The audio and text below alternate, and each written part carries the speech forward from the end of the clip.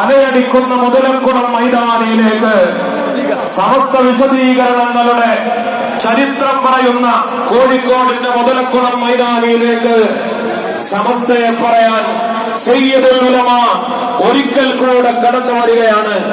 ശംസുൽ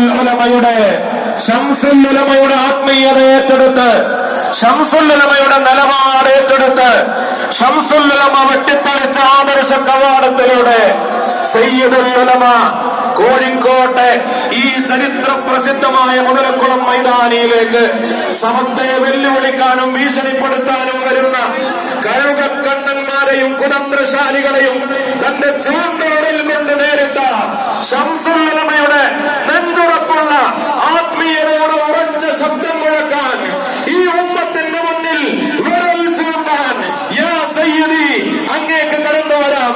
കോഴിക്കോടിന്റെ വിരിമാറിലേക്ക് ചരിത്ര പ്രസിദ്ധമായ ഈ മനോഹരമായ സമ്മേളന നഗരിയിലേക്ക് കോഴിക്കോട് ജില്ലയുടെ വരുന്നു.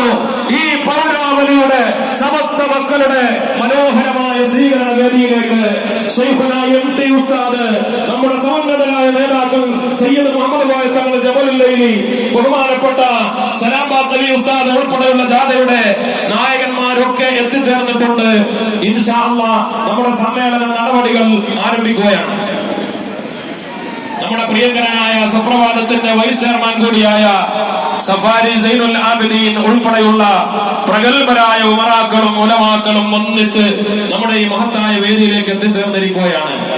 ഇൻഷാ അല്ലാഹ് നേരത്തെ പറഞ്ഞതുപോലെ നമ്മുടെ ഉപഹാരം സമർപ്പിക്കാനുള്ള ആളുകൾ സ്റ്റേജിന്റെ വലതുഭാഗത്ത് തയ്യാറാവണം എന്ന് അഭ്യർത്ഥിക്കുകയാണ്.